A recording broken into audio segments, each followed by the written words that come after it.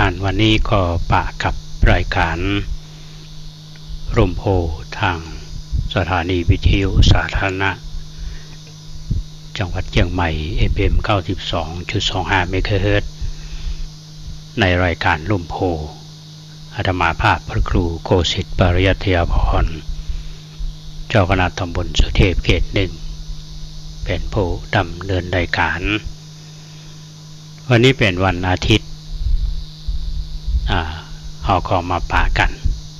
หลังจากที่ฟังกิจกรรมการเคารพธงชาติเรียบร้อยแล้วเหมือนการนัดกันว่าหลัง6 โมงก็เข้ามาปะกันสถานีวิทยุของเรานั้นมีรายการเนื้อหาหลากหลายรายการร่มโพของเราก็เช่นเดียวกัน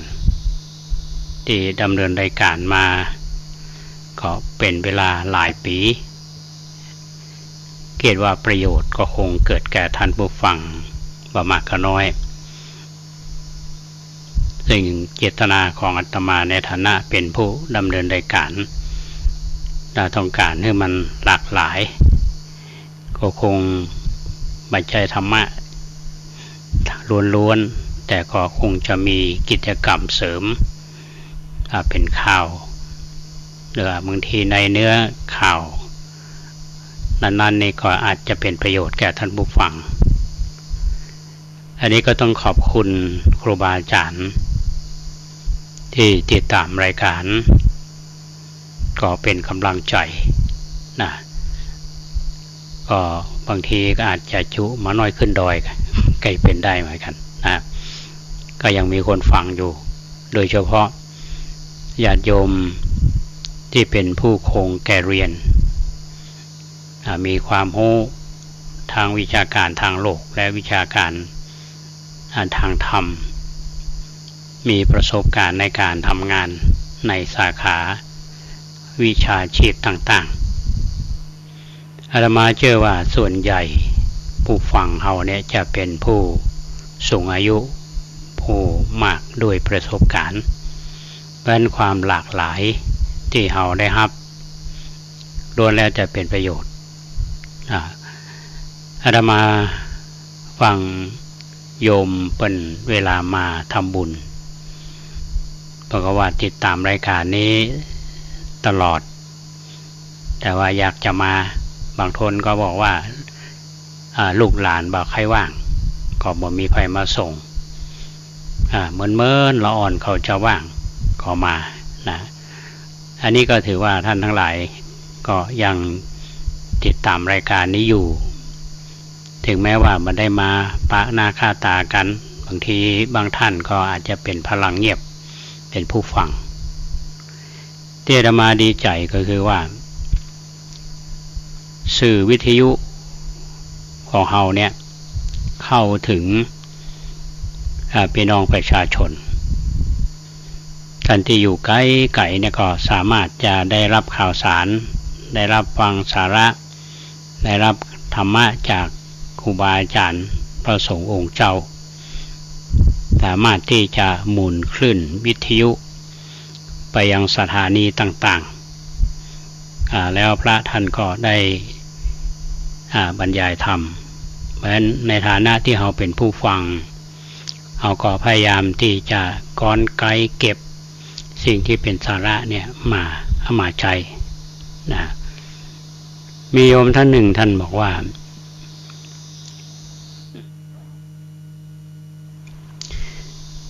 มีความเปลี่ยนแปลงในบ้านท่านจะเปิดวิทยุเสียงดังแล้วก็จากเมื่อก่อนในพอบ้านอาจจะกินเหล้ากินยาแต่ย่างหลังในเมืองบ้านแม่บ้านเพิ่นก็เปิดวิทยุก็สังเกตดูพฤติกรรมเปลี่ยนไปได้เลิกละเราได้ลูกเต้าก็เข้าอกเข้าใจฟังแล้วเขาก็สบายใจเป็นทุกเจ้าที่ทำงานอยู่ไม่ใช่เฉพาะอาตมานะก็ยังทำหน้าที่อยู่ ก็หวังใจเป็นอย่างยิ่งว่าคลื่นวิทยุ 92.25 เมกะเฮิรตซ์เนี่ยที่ท่านสามารถรับฟังได้ในที่เขาส่งไปในเชียงใหม่ลำพูนหรือท่านที่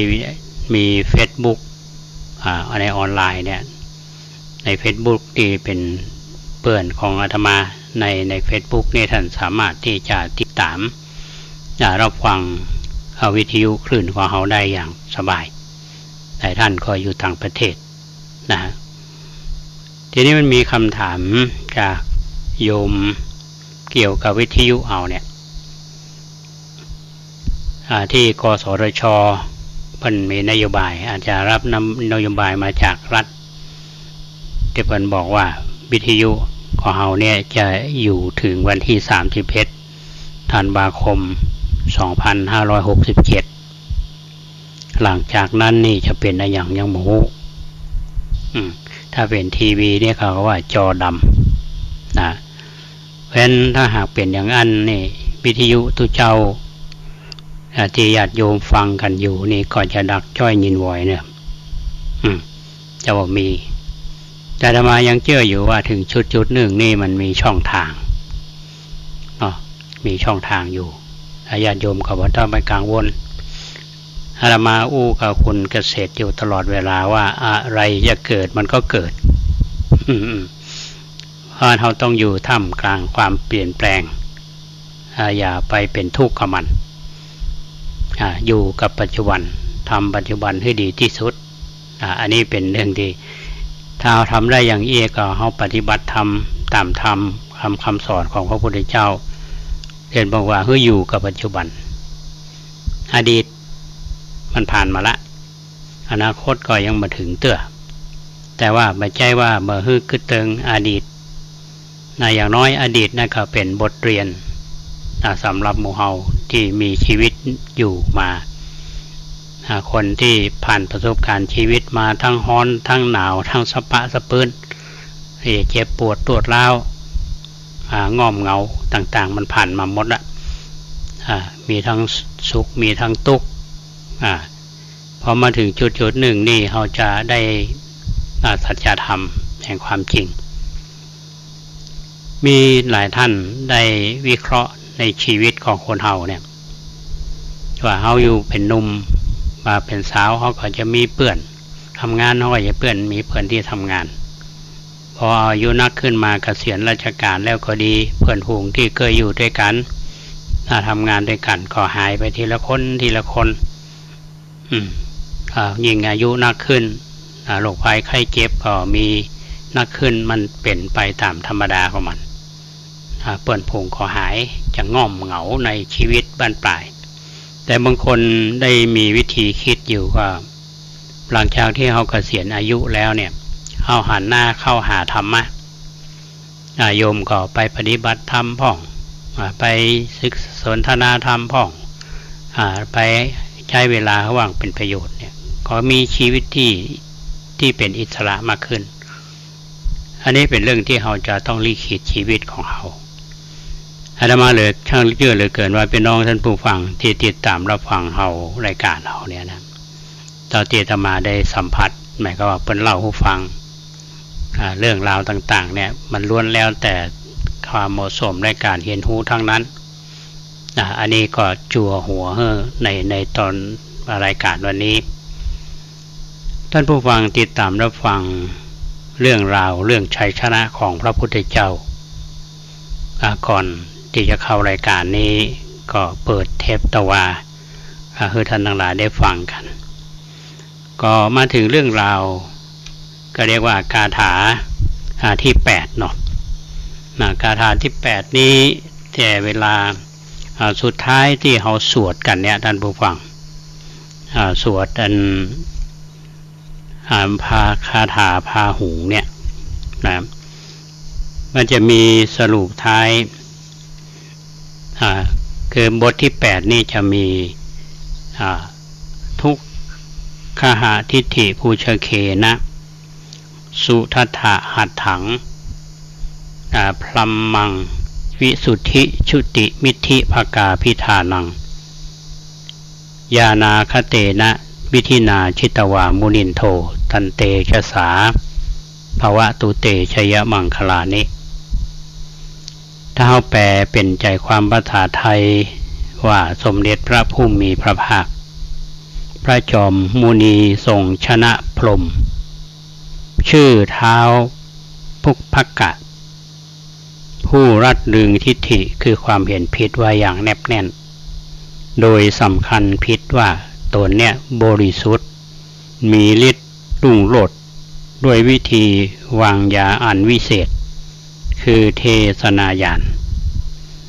นะอันนี้วางยาอันวิเศษไม่ใช่ยาพิษคือเทศนาญาณและก็ด้วยเดชของพระผู้มีพระภาคเจ้าพระองค์นั้นในขอชัยชนะทั้งหลายจงมีแก่ข้าพเจ้าอันนั้นขึ้นเวลาสวดอันสุดท้ายแต่จะมีสวดปิดท้าย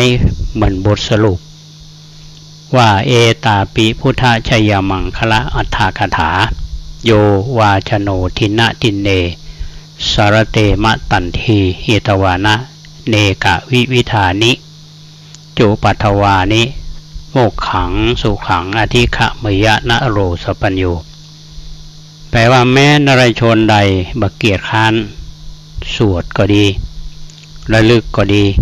ถึงพุทธชัยมงคลคาถา8 บทนี้ทุกวันย่อมเป็นเหตุให้พ้นอุปัฏฐวาอันตรายทั้งปวงนรชนผู้มีปัญญาเนี่ยย่อมถึงซึ่งความสุขสูงสุดแลสิวะโมกนฤพานอันเป็นเอกันตะบรมสุขว่าอัฏฐกถาพระพุทธชัยมังคละอัฏฐกถาอัฏฐกถานี่ก็คือมีอยู่8คาถาทีนี้มีที่มาจะใดในเรื่องนี้พรหมในที่นี้มีเขาเรียกว่ามีทัศนคติจะใดต่อมนุษย์ต่อคนอื่นและจะมีรัฐเป็นจะใดถึงมาต่อก่อนกับพระพุทธเจ้าได้ลักษณะนั้นแต่พระองค์นี่ชนะด้วยวิธีไหนอันนี้เป็นเรื่องที่เราจะฟังอาตมาจะพยายามสรุปเพื่อท่านทั้งหลายได้ฟังกันในเรื่องราวนี้พระพุทธเจ้าได้ชนะมารที่บำเพ็ญทุกขกิริยาชนะคนอย่างนางกินจามารวิกาองคุลิมานแล้วก็ชนะพวกนักที่นอกศาสนาสัจจานิครนเนาะ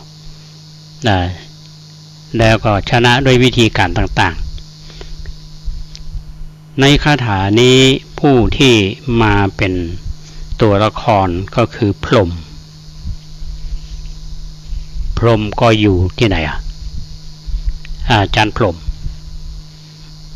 เฮาสวดในคาถาธรรมจักรปวัตตนสูตร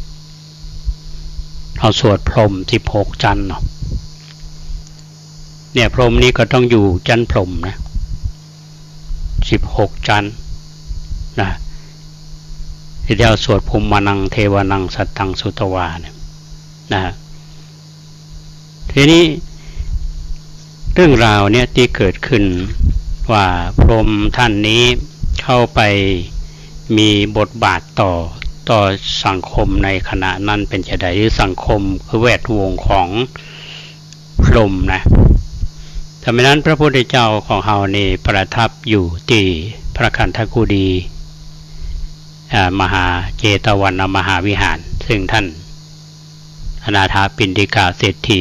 ได้สร้างถวายไว้ท่านได้จำพรรษา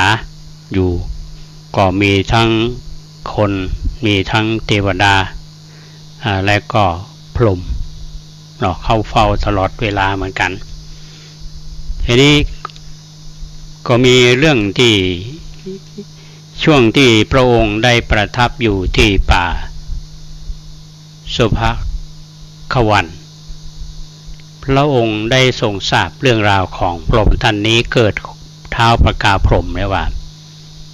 พ พรหมท่านนี้กำลังอยู่ในห้วงแห่งความก็เรียกว่ามีความเห็นที่บดีมีความดำริที่ผิดว่าสิ่งทั้งหลายนี่เป็นของเที่ยงแต่บ่แปรผันก็คือว่ามันมีการเปลี่ยนแปลงก็พระองค์ก็คิดว่าแนวคิดแบบนี้มันเป็นแนวคิดที่ผิดซึ่งก็ขัดแย้งกับแนวการปฏิบัติของพระศาสนาเราที่พระพุทธองค์ได้สอนว่าสัตว์ทั้งหลายที่มีกรรมเป็นของตนเนี่ยเท่าทำกรรมดีและกรรมชั่วย่อมจะได้ผลสุขและทุกข์ตามสนองตามโอกาสบ่มีภัยผู้ใดที่จะขัดขืนอำนาจของกรรมได้กูอย่างนี้จะต้องเปลี่ยนแปลงไปตามอำนาจของกรรมสุดแต่กรรมนั้นจะเป็นธรรมหรือก็หาไม่ตลอดเวลานั้นสรรพสิ่งตั้งแต่สังขารร่างกายของเราเป็นต้นเนี่ยย่อมเป็นอนิจจังพันแตกสลายไปด้วยสัพพภัยพิบัติต่างหลายบ่มีสิ่งใดที่จะอยู่ในวัฏสงสารที่จะอยู่ทนทานอยู่เที่ยงทำลงอยู่ได้หากบ่มีปัญญาญาณก็บ่สามารถที่จะยังรู้ได้แต่พระกาพรหมเนี่ยท่านบุฟังตกอยู่ในห่วงแห่งความเห็นที่ผิดก็ดำริไปในสิ่งที่บัดชอบก็สมควรที่พระตถาคตจะได้ประทานพระสัทธรรมไปโปรดปล่อยทิฏฐิอันเป็นโทษเนี่ยคือเขาได้เข้าในทางที่ถูกต้องอันนี้เป็นพระมหากรุณาธิคุณนะและนี้พระพุทธองค์ท่านก็ได้ทรงทำปาฏิหาริย์ขึ้นไปยังพรหมโลกนี่มาดีอยู่โลกมนุษย์ละขึ้นไปพรหมโลกแล้วก็ประทานธรรมวิโมกข์อันนี้โดยพระมหากรุณาธิคุณแล้วก็เสด็จพุทธลีลา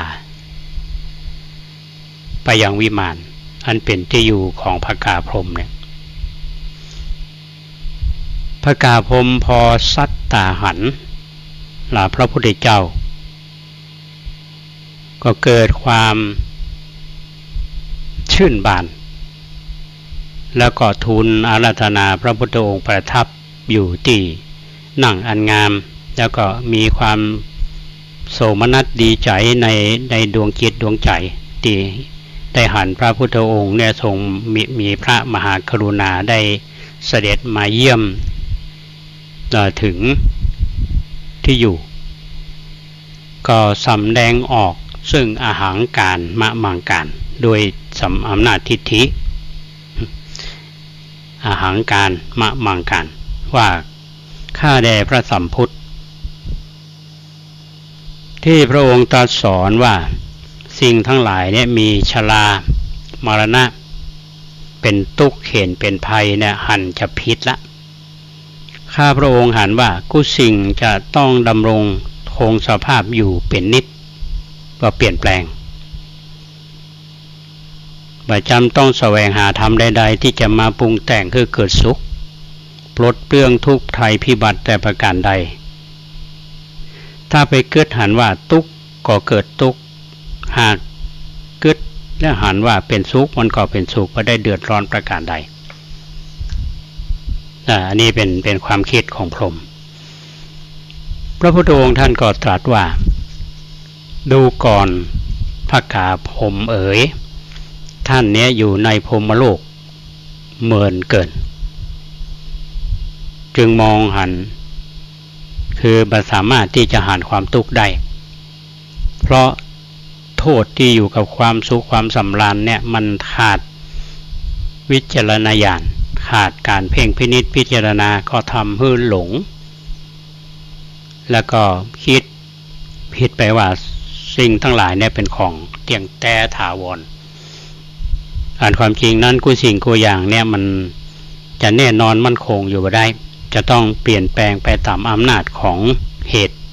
ทุกสิ่งอยู่ในภายใต้ขอบเขตของกรรมเป็นผู้บันดาลพระกาพรหมก็แย้งพระพุทธองค์ว่า หาได้ไม่สิ่งทั้งหลายเนี่ยในโลกธาตุย่อมเกิดแก่อำนาจของพระมหาพรหมเป็นผู้ที่เสกสร้างมาทั้งสิ้นบ่ว่าจะเป็นฟ้าเป็นดินเป็นดวงจันทร์ดวงอาทิตย์หรือแม้แต่ดวงดาวเนี่ยสุดแต่ความร้อนความหนาวลมฝนทุกประการล้วนแล้วแต่มหาพรหมเป็นผู้บันดาลให้เกิดมีกุสิ่งกุอย่างในโลกเนี้ยมหาพรหมย่อมรู้แจ้งจบในสิ่งนั้นๆที่มหาพรหมจะบาปะบาปบบ่เคยมีแม้สิ่งนั้นจะอยู่ในปฐพีอยู่ในท้องทะเลในเวหาดกลางหาวมหาพรหมก็สามารถรู้หันได้บ่มีภัยที่จะไปทำซ่อนเล่นสิ่งลี้ลับกับมหาพรหมที่สามารถจับได้ฟังแล้วนี่ขี้คุยเนาะท่านผู้ฟังยืดพระพุทธองค์ก็ได้ทรมานประกาศผมผู้มีจิตอหังการว่าตัวเก่าเนี่ยเป็นสัตว์ที่เวียนว่ายในสงสารก็มีน้ำใจเป็นพานโดยเกิดว่าเพียงแค่เลืองฤทธิ์ในโลกเนี่ยก็เกิดความโอหังฮึกเหิมว่าตนหูแจ้งสรรพสิ่งวิชาพระพุทธองค์จึงได้ตรัสว่าดูก่อนพระกาพรหมถ้าท่านยังยืนยันว่าท่านเป็นสยามภูยิ่งกว่าเทวดาและมนุษย์ทั้งหลายเนี่ยท่านจงสำแดงฤทธิ์คือปรากฏหรอโดยอันตรธานหายไปจากที่เนี้ยก็ไปอยู่ที่ซึ่งตถาคตบ่สามารถที่จะรู้เห็นได้เมื่อใดนั้นเมื่อนั้นตถาคตย่อมคือว่าท่านเป็นผู้เป็นสยามภูผู้ยิ่งใหญ่จริงๆก็หมายความว่าพระพุทธองค์ก็บอกว่าถ้าท่านแน่ก็ลองหายตัวไปหรอกถ้าความจริงท่านผู้ฟังพระกาพรหมเนี่ยใครจะสำแดงปาฏิหาริย์คือประจักษ์แก่พระพุทธองค์และบรรดาพรหมทั้งหลายที่อยู่ประกาศศักดาว่าอันเถอะเพราะการที่จะได้แสดงโอกาสแสดงอำนาจแสดงอานุภาพบาทตัวเก่าได้หายไปเนี่ยแล้วก็บ่สามารถที่จะพ้นพุทธญาณอย่างรู้ใดบอกว่าจะไปซุกซ่อนในที่ใดพระองค์ก็ทรงทราบแล้วก็ตรัสบอกว่าดูก่อนพระกาพรหมนะตถาคตเนี่ยกำลังเดินจงกรมอยู่บนเศียรเกล้าของท่านอยู่ในขณะนี้ เดินจงกรมอยู่บนเศียรของพรหมพระองค์สำแดงพระกายคือปรากฏแก่มหาพรหมทั้งหลายไม่ใช่เฉพาะพระกาพรหมคือด้วยพระอิริยาบถคือเสด็จจงกรมบนเศียรเกล้าของพระกาพรหมพรหมทั้งหลายที่อยู่ในนั้นต่างก็ยกมือประนมก่อนนมัสการชื่นชมยินดีในอิทธิปฏิหารที่สูงกว่าเทพยดาและพรหมและมารทั้งหลายก็ทำให้พระกาพรหมนี่อัปยศหมดมานะยอมจำนนยอมละตอนนี้พุทธองค์ก็เสด็จลงประทับพุทธหัตถ์แล้วก็ตรัสกับพระกาพรหมว่าดูก่อนพระกาพรหมเอ๋ยท่านได้ละเลยสมบัติเมื่อครั้งเป็นดาบสมาได้รับความสุขสมมโนรสในพรหมโลกจำเนียนมาตั้งแต่หลายกับหลายกันในครั้งแรกเนี่ยขึ้นมาเกิดอยู่ในชั้นเวหภพลาได้จุติเลื่อนขึ้นมาในชั้นสุภกินหะถึง64กับด้วยความชื่นชมต่อมาก็ไปจุติขึ้นมาอยู่ในพามชั้นอภัสสรพรหมตลอดกาลพระกาพรหมเอ๋ย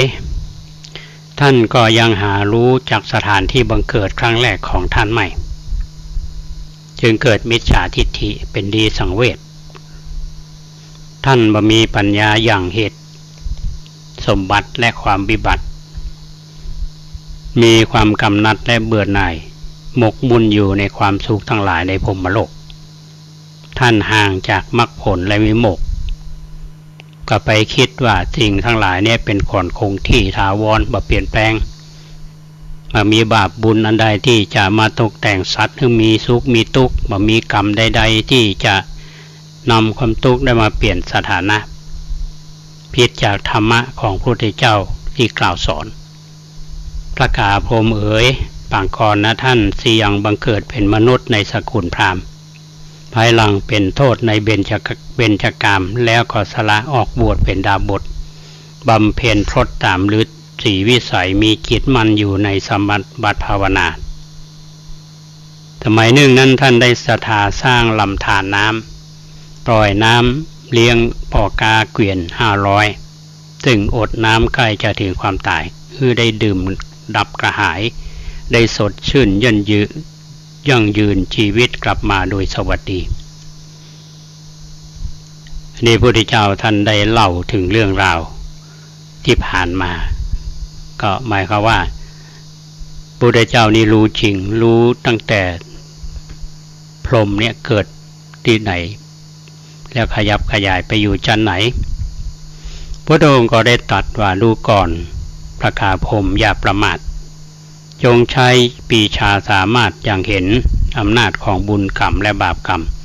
ทำให้ฐานะสูงต่ำตามสมควรพระกาพรหมเอ๋ยจงอุตสาห์บำเพ็ญอริยมรรค8จำเริญอานุภาพมีความสงบจิตใจของท่านก็จักแนบสนิทกับพระนิพพานในตอนท้ายจบแห่งการพระธรรมเทศนาที่พระพุทธองค์ได้แสดงแก่พระกาพรหมผลก็คือพระกาพรหมนี้ได้บรรลุเป็นโสดาปัตติผลมอบกราบเบื้องยุคลบาทของพระพุทธองค์พรหมทั้งหลายนี่ก็สาธุการหมายความว่าตอนนี้ในพรหมโลกชั้นนี้ยอมรับพระพุทธเจ้าคือหมายว่าเป็นผู้พิชิตมารชำนะพระกาพรหมโดยธรรมอุดมญาณวิเศษจัดเป็นชัยมงคลอุดมเดชของบรมศาสดาขอชัยมงคลที่ได้กล่าวมาเนี่ยก็จงมีแก่บรรดาพุทธศาสนิกชนทั้งหลายก็เป็นนั้นว่าคาถานี้จบลงเดี๋ยวจะมาสรุปเพื่อท่านทั้งหลายในช่วงที่2ของรายการตอนนี้พักสักกรรมเนาะ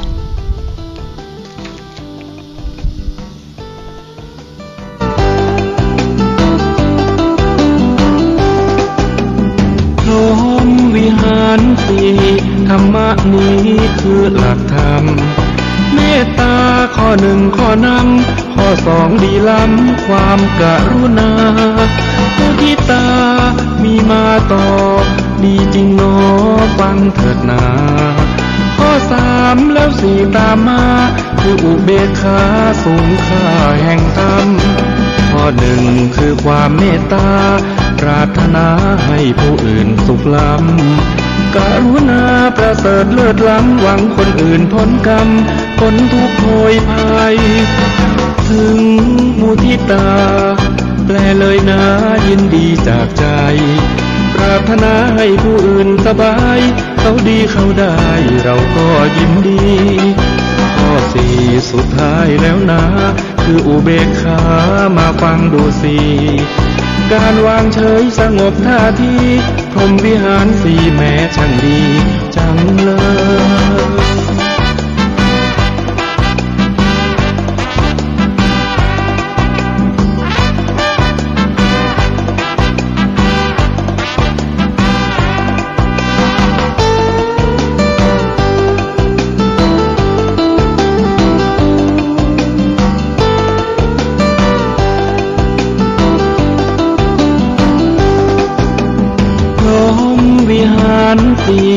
ธรรมะนี้คือหลักธรรมเมตตา ข้อหนึ่งข้อนำข้อสองดีล้ำความกรุณามุทิตามีมาต่อดีจริงหนอฟังเถิดนาข้อสามแล้วสี่ตามมาคืออุเบกขาสูงค่าแห่งธรรมข้อหนึ่งคือความเมตตาปรารถนาให้ผู้อื่นสุขล้ำกรุณาประเสริฐเลิศล้ำหวังคนอื่นพ้นกรรมพ้นทุกข์โพยภัยถึงมุทิตาแปลเลยนะยินดีจากใจปรารถนาให้ผู้อื่นสบายเขาดีเขาได้เราก็ยินดีข้อสี่สุดท้ายแล้วนะคืออุเบกขามาฟังดูสิการวางเฉยสงบท่าทีพรหมวิหารสี่แม้ช่างดีจังเลย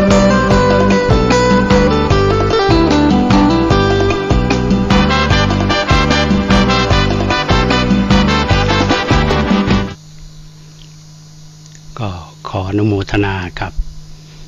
ท่านผู้ฟังที่ติดตามรับฟังรายการร่มโพในช่วงที่สองของรายการก็อนุโมทนากับอาจารย์พิเชษฐ์ทั้งโตวันนี้ได้แจ้งผลการรับฟังและรับชมมาบอกว่านมัสการภาพและเสียงชัดเจนครับก็ต้องอนุโมทนาอาจารย์พิเชษฐ์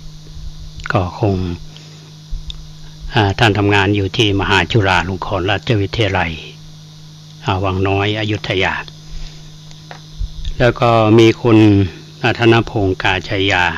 ก็ฟังจากน่าจะเป็นจังหวัดเชียงรายก็ศิษย์วัดประแดงเขาก็แล้วก็โยมจันทร์คำยุวเวกอันนี้ติดตามรายการของเฮาตลอดต้องขออนุโมทนาเดี๋ยวท่านอื่นมียังก็แจ้งผลการรับฟังผ่านFacebook ของอาตมาได้เนาะ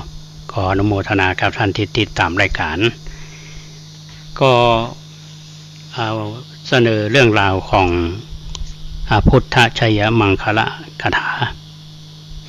ที่มีการสรุปว่าคาถาทั้งหมดเนี่ยมี8คาถาที่ครูบาอาจารย์เพิ่นบอกว่าคาถาใครที่สวดคาถาพาหุงเป็นประจำนะจะปราศจากพยานอันตรายทั้งปวงและบรรลุพระนิพพานได้ดีในที่สุดคือมีผู้ที่กล่าวว่าพุทธชัยมงคลคาถาหรือว่าคาถาพาหุงทั้ง8บทเนี่ยแต่ละบทเมื่อภาวนาเนี่ยจะได้คุณวิเศษต่างๆกันดังนี้บทที่1คือเมื่อภาวนาแล้วนี่ศัตรูจะกระทำอันตรายบ่ได้คาถาที่2ใจ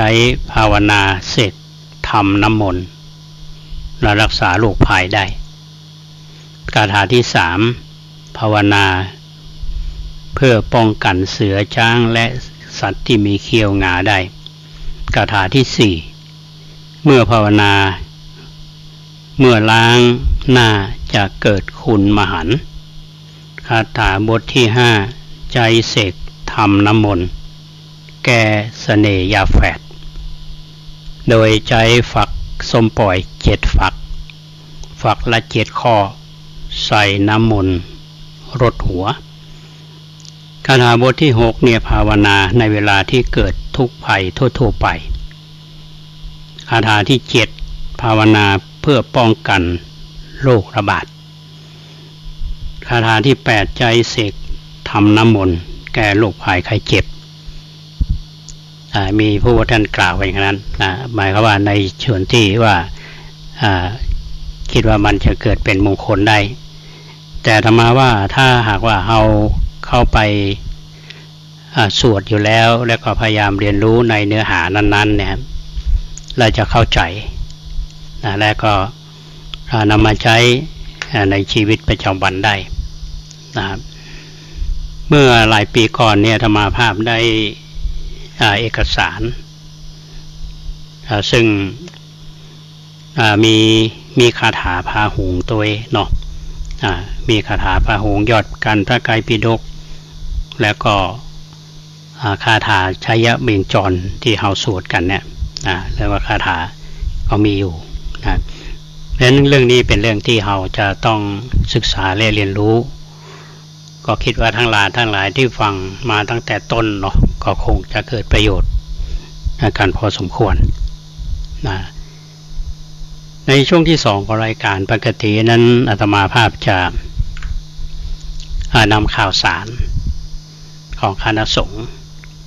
ก็มาบอกมากล่าวแก่หมู่เฮาท่านทั้งหลาย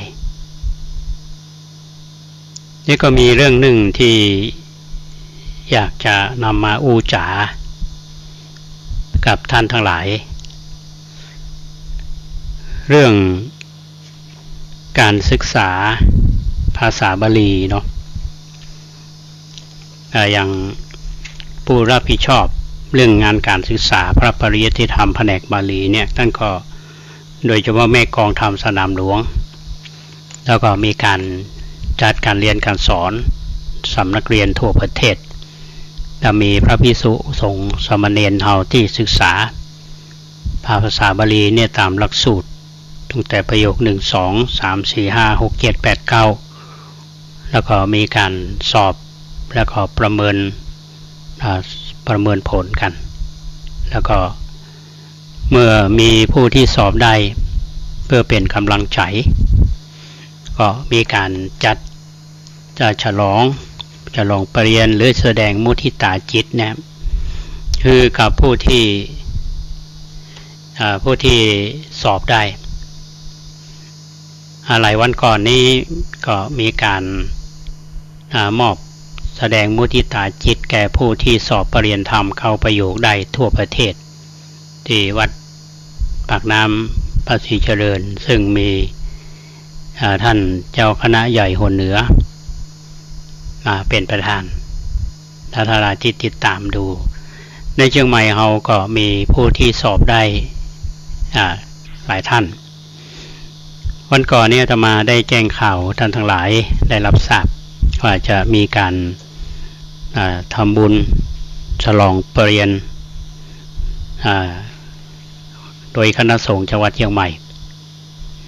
ปีนี้จัดที่วัดสวนดอกพระเดชพระคุณท่านเจ้าคุณพระราชรัชมุนีรองเจ้าคณะจังหวัดเชียงใหม่ฝ่ายการศึกษาท่านก็ทั้งทุ่มเทเวลาในการสอนในสำนักของภาคเกียรติเฮาเนี่ยนะแล้วก็ปีนี้ก็น่าจะเป็นครั้งแรกมั้งอาตมาว่าวันที่15ตุลา2566เนี่ยนะที่วัดเบญขออภัยวัดสวนดอกพระอารามหลวงซึ่งเมื่อวันที่5กันยายนเนี่ยพระเดชพระคุณท่านเจ้าคุณพระเทพมังคลาจารย์เจ้าคณะจังหวัดเชียงใหม่ท่านก็มีหนังสือถึงเจ้าอาวาสทุกวัดเรียกว่าถึงเจ้าคณะอำเภอทุกอำเภอเนาะเจ้าคณะอำเภอเพิ่นก็มีหนังสือแจ้งให้เจ้าอาวาสทุกวัดในจังหวัดเชียงใหม่เนี่ยทราบว่าก็จะมีการเชิญชวนร่วมทำบุญเป็นเจ้าภาพทุนการศึกษาในการฉลองปริญญาดังที่อาตมาภาพกล่าวแล้วว่าจัดขึ้นที่วัดสวนดอกนะหลายท่านอาจจะอยากทราบว่าปีนี้เนี่ยมีพระสอบปริญญาธรรม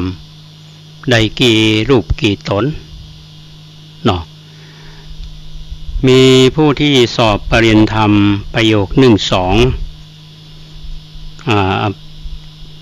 ได้อยู่37รูปปริญญาธรรม3ประโยคได้35รูปปริญญาธรรม4ประโยค26รูปปริญญาธรรม5ประโยคจำนวน11รูปปริญญาธรรม6ประโยคจำนวน14รูปปริญญาธรรม7ประโยค9รูปปริญญาธรรม9ประโยค5รูปป ปริยนธรรม9ประโยค10รูปก็รวมทั้งหมดทั้งมวลนะท่านผู้ฟังเป็นจำนวน139รูปทีนี้ถ้าหากเราถวายทุนการศึกษาประโยคปท9นี่ถวายรูปละ 20,000 ปท8ถวายรูปละ 10,000 ปท7ถวายรูปละ 7,000 ปท6 6,000 ปท5 5,000 ปท4 4,000 ปท3 3,000 ปท1 2เนี่ย 2,000 ก็เป็นที่น่ายินดีว่าตอนนี้ก็มีวัดต่างๆได้รวบรวมทุนการศึกษาเนี่ยโดยผ่านไปยังเจ้าคณะปกครองผ่านไปถึงเจ้าคณะอำเภอทุกอำเภอในส่วนของอำเภอเมืองเขานี้พระเดชพระคุณท่านเจ้าคุณพระภาวนาธรรมาภิรัตน์วัดลำเปิงท่านก็รับวัดอำเภอเมืองเขานี้จะรับเป็นเจ้าภาพผ้าไตรโดยขอเมตตาวัดละ1ไตรเป็นสีเหลืองทองเนาะวันก่อนธรรมาภาพได้ไปที่สำนักงานเจ้าคณะจังหวัดเชียงใหม่ก็ได้ปะกับท่านเลขานุการเจ้าคณะจังหวัดคือท่าน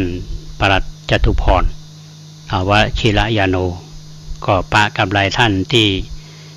นำปัจจัยทุนการศึกษาเนี่ยมามอบแล้วก็พร้อมด้วยผ้าไตรอันนี้ก็ต้องขอบคุณอันนี้ทางมีรายงานมาว่าในอำเภอเมืองเขาเนี่ยนะก็มีหลายวัดอยู่ท่านอาจจะลืมอาจจะลืมก็ท่านใดที่รับเป็นเจ้าภาพผ้าไตรก็กรุณานำไปมอบที่สำนักงานเจ้าคณะจังหวัดเชียงใหม่ที่วัดสวนดอกก็คือที่ว่าการเดิมสำนักงานเจ้าคณะอำเภอเมืองนั่นแหละก็คือสำนักงานเจ้าคณะอำเภอเมืองก็ตอนนี้ก็ย้ายไปอยู่ที่วัดลำเปิงสำนักงานเจ้าคณะอำเภอเมืองเดิมนี่ก็ยกมาเป็นสำนักงานเจ้าคณะจังหวัดอันนี้ก็เป็นข่าวสารมันจะมีคำถามท่านผู้ฟังว่าเราเรียนบาลีนี้ได้อย่างแล้วจะไปยาการที่ไหนบางคนว่าไปทำงานเมืองสาวัตถีบอกกันผู้ฟังเลยเจ็บปวดนะฮะที่จริงการศึกษาภาษาบาลีเนี่ยนะไม่ใช่ว่าเฉพาะพระเนนเท่านั้นนะครับมีฆราวาสก็เรียนตัวเจ้าในห้องผู้ที่สอบได้เขาเรียกว่าปรริญญาธรรมประโยค1 2 3 4 5 6 7 8 9เนี่ยเรียกว่าปทคือปรริญญาธรรมถ้าเป็นโยมเนี่ยนะเป็นแม่ชีก็ดีเป็นฆราวาสที่สอบได้เขาเรียกว่าบส.บาลีศึกษาผู้ที่สอบได้เนี่ยทั้งเป็นแม่ชีก็ดีที่เป็นโยมนี่ก็ดีเนี่ยนะพระก็มีการถวายและมอบทุนการศึกษาเหมือนกันเพื่อหลายท่านอาจจะตั้งคำถามว่าละทางสำนักงานพุทธศาสนาเปิ้นช่วยกันรัฐบาลเปิ้นช่วยกันในส่วนของฝ่ายรัฐบาลเนี่ยท่านผู้ฟังเปิ้นก็จะมีเงินที่ได้มาผ่านมาทางสำนักงานพุทธศาสนาเพื่อจัดถวายตามนั้นแต่ว่ามุทิตาจิตเนี่ยเป็นน้ำจิตน้ำใจของพระสังฆาธิการแล้วขอญาติโยมถือว่าเป็นที่บำรุงบุคลากรในทางพุทธศาสนานะฮะก็พวกนี้ไม่ใช่เป็นเงินของทางฝ่ายรัฐบาลแต่จริงเงินรัฐบาลของเงินพี่น้องประชาชนนั่นแหละที่เสียภาษีแต่ว่าทุกปีเนี่ยเป็นการแสดงความมีน้ำใจของหมู่เฮาชาวพุทธเพราะฉะนั้นญาติโยมท่านใดที่พอมีที่จะมีเมตตาธรรมเนาะเป็นเจ้าภาพทุนการศึกษาขอกรุณาแจ้งความจำนงได้ที่เจ้าอาวาสทุกวัดเจ้าคณะอำเภอทุกอำเภอ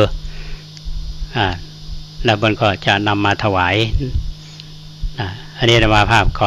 ก็แจ้งให้ท่านทั้งหลายได้รับทราบกัน พูดถึงว่าเฮียนบาลีได้อย่างแต่มันมีบทความอยู่ท่านผู้ฟังมีความอยู่ทีนี้การเฮียนภาษาบาลีเนี่ยที่ได้รับการยกย่อง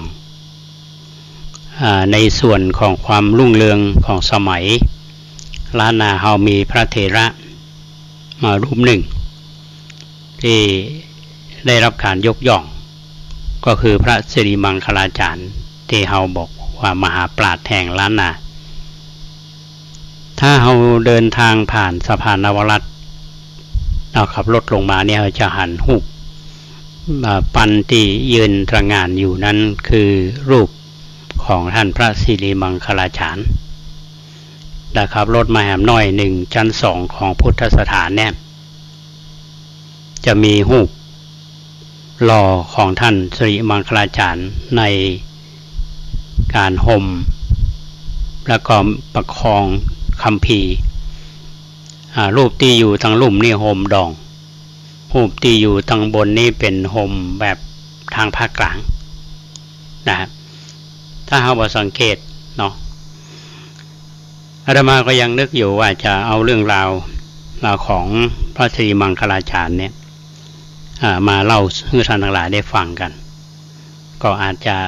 ใกล้ๆกับวันงานก็ได้นะแต่ว่ามันมีอันหนึ่งที่อยากจะให้ท่านทั้งหลายได้ทราบนะว่ามีที่ว่าเฮียนบาลีได้อย่างนี้นะอาตมาได้ตอนเป็นปริยัตินิเทศเนี่ยอาตมาได้ตอนนั้นได้รวบรวมประวัติของท่านพระสิริมังคลาจารย์พร้อมกับถ่ายรูปเนาะถ่ายรูปที่แจกแกเขาเรียกว่าเป็นหนังสือเกียรติประเรียนจำได้ว่าปี2536เนาะปี2536วันนั้นนี่ปีนั้นนี่จำได้ว่าผู้ที่สอบประโยค8ได้ก็คือท่านพระมหานิมิตรศิคละสุวรรณโนนามสกุลยอดคำตอนนั้นท่านอายุ28ปี8ภาษาอยู่วัดท่าตอนวัดท่าตอนอำเภอแม่อายปัจจุบันนี้ก็คือพระเดชพระคุณท่านเจ้าคุณพระราชรัชมุนีรองเจ้าคณะจังหวัดเชียงใหม่อาตมาได้สัมภาษณ์ท่านบทสัมภาษณ์ท่านก็มีอยู่ว่าท่านมีแนวคิดอย่างไรแล้วก็เขียนหนังสือเนี่ยไปผ่านมากี่ปีท่านผู้ฟัง2536ตอนนี้2566พระเดชพระคุณได้เป็นพระราชาคณะชั้นราชและก็ดูแลเรื่องงานการศึกษาโดยเฉพาะภาษาบาลีเนี่ยท่านจะอู้กับกุคนเนาะว่าท่านหากได้สอนหนังสือเนี่ยท่านมีความสุขมีความสุขเพราะฉะนั้นท่านมีความสุขกับการสอนหนังสือง่ายคือการปกครองนี่บัดใดช่วงที่ท่านเป็นรองเป็นเจ้าคณะอำเภอเมืองเนี่ยท่านก็ทำงานทั้งปกครองและก็งานการศึกษาเป็นท่านพระสงฆ์จังหวัดเชียงใหม่โดยพระเดชพระคุณท่านเจ้าคุณพระเทพมังคลาจารย์เจ้าคณะจังหวัดเชียงใหม่ก็มอบหมายให้พระเดชพระคุณท่านเจ้าคุณพระราชรัชมุนีเนี่ยรับผิดชอบงานศาสนศึกษาก็เหมาะสมละอันนั้นเรื่องราวผ่านมาเมื่อเนาะอาตมาเคยอ่านหนังสือว่าเรียนบาลีได้อะไรโดยพระมหาศิลป์สิกขาสโภพระมหาศิลป์สิกขาสโภเนี่ยเป็นสมณศักดิ์สุดท้ายของท่านก็คือพระศรีสินสุนทรวาทีท่านมรณภาพไปเมื่อวันที่30ธันวาคม2507ตอนนั้นอาตมาเป็นเนนน้อยอยู่บ้านนอกอยู่เนาะท่านพระครูอินทวุฒิขออภัยท่านพระครูวิราชคณาธรเจ้าคณะอำเภอลีสมัยนั้นเอาไปเรียนหนังสืออยู่ที่วัดปวงคำเนี่ยแล้วเพิ่นจะอู้ถึงท่านเจ้าคุณศรีสินสุนทรวาทีหรือพระมหาศิลป์สิกขาสโภตลอดเวลา ท่านยกย่องพระองค์นี้เป็นพระที่เอาใจใส่ในด้านการศึกษาบาลีแล้วก็เป็นผู้มีความคิดริเริ่มมีความคิดสร้างสรรค์ในชีวิตของท่านนั้นได้เป็นประธานสภาปรริญญาจักรวรปูนออกหนังสือสันติสุขเขียนเองเขียนเองทั้งบทความธรรมะทั้งข่าวสังคมทุกๆอย่างในเล่มแต่ละเล่มเนี่ยแต่ละฉบับเนี่ยส่วนใหญ่จะเป็นงานของท่านเราก็เรียกว่าเป็นเพชรน้ำเอกแห่งลำพูนเนาะเพราะฉะนั้นเรียนบาลีได้อะไรเนี่ยอาตมาภาพจะนำมาคือท่านหลายได้ฟังในโอกาสต่อไปเนาะวันนี้ถ้าจะเวลามันเหลืออยู่ประมาณ5 นาทีเราจะเห็นว่าพระเดชพระคุณท่านมีแนวคิดจะใดและก็ทำไมถึงตั้งชื่อบทความนี้ว่าเรียนบาลีได้อะไรเรียนแล้วเอาไปใช้จะใดและจะเป็นประโยชน์จากใดกับตัวเฮาและสามารถที่จะเป็นไขกุญแจเข้าไปสู่พระไตรปิฎกได้จะใดก็จะได้นำมาเสนอท่านทั้งหลายได้ฟังในโอกาสต่อไปเวลาที่เหลืออยู่นี้5 นาทีท่านผู้ฟังวันนี้ได้นำเรื่อง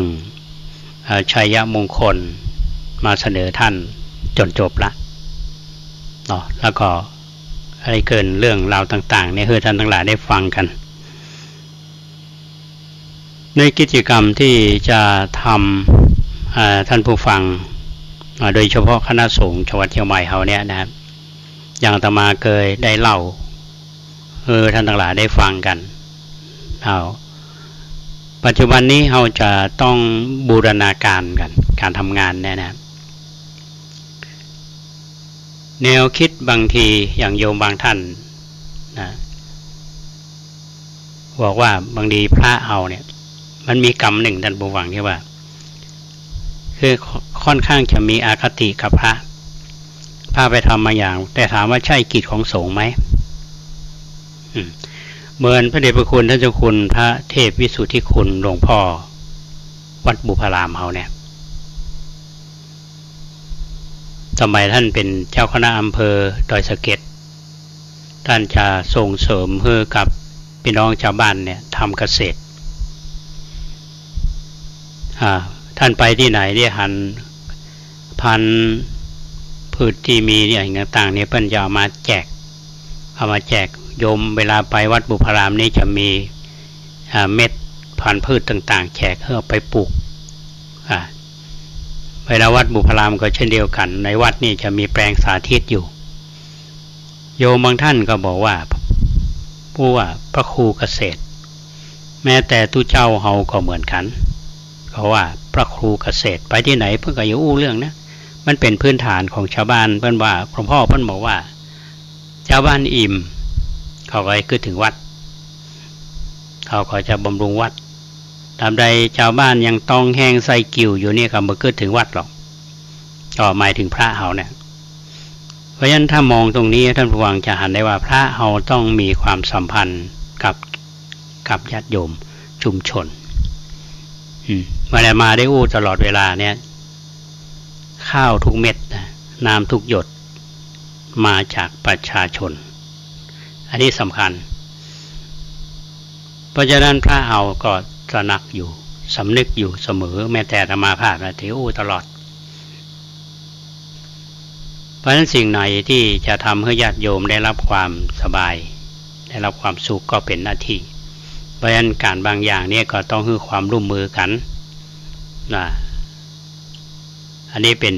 ที่ทราบกันดีนะยิ่งในสังคมปัจจุบันเนี่ยพระเฮา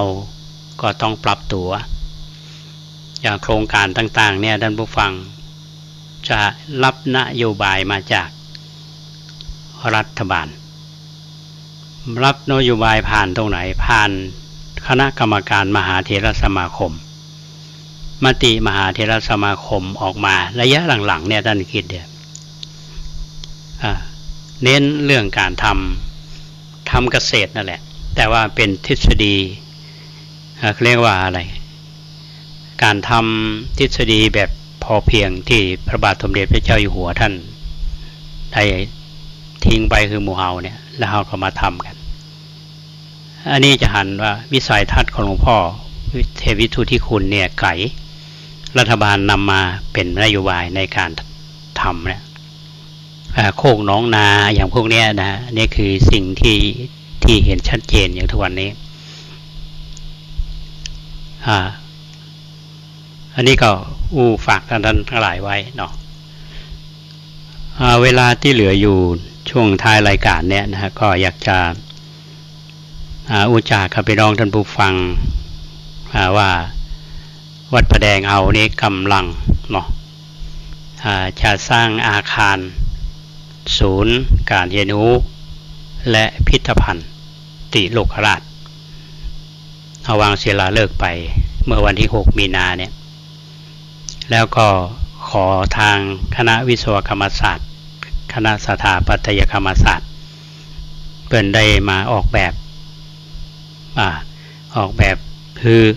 แล้วก็มีการประชุมกันไป2 ครั้งแล้วช่วงนี้กำลังดำเนินการเมื่อแบบเสร็จแล้วเราก็จะได้ขออนุญาตทางคณะสงฆ์เจ้าคณะปกครอง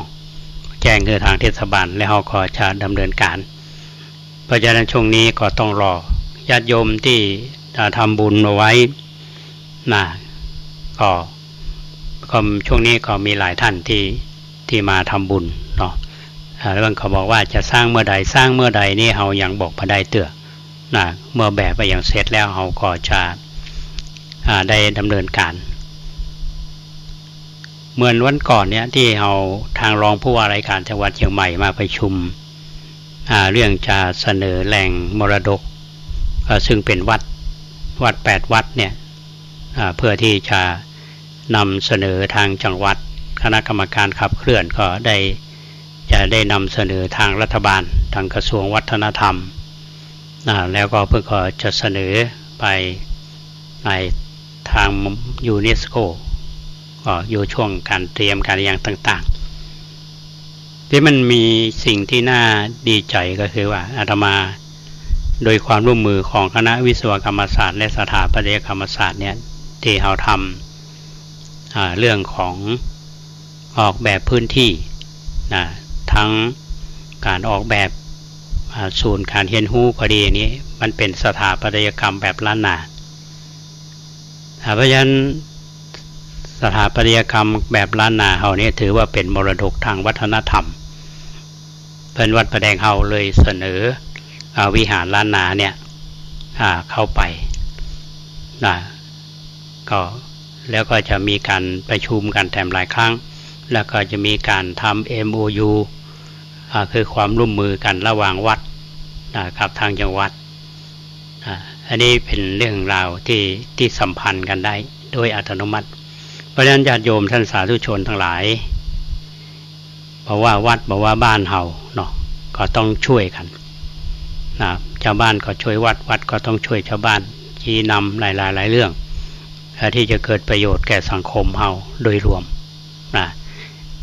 ท่านทั้งหลายที่มีอย่างที่จะมีข้อเสนอแนะรายการร่มโพก็ดีหรือมีข้อแนะนำในการพัฒนาวัดก็ดีก็ใช้โทรศัพท์เนาะโทรหาอาตมาได้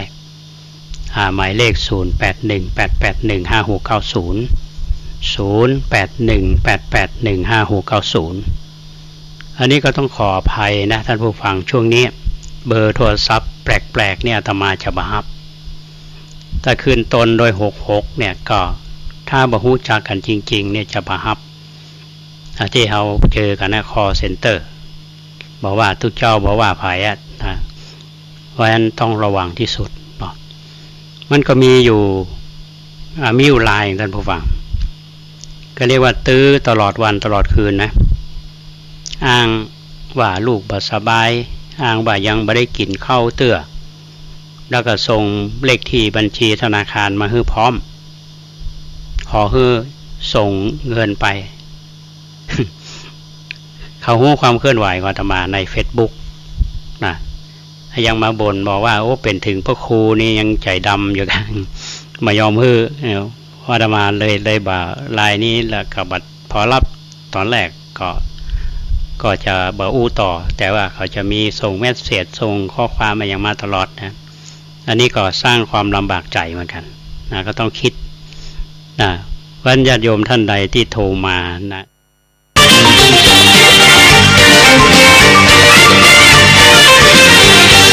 พระเจ้าพิมพิสารทราบรายงานจึงเสด็จไปสู่ยังที่หมายมันทว่าบันพดทันทีเสด็จเข้าไปใกล้พระมหาบุรุษพอดีเป็นพระอิริยาบถของพระโพธิสัตว์มุนี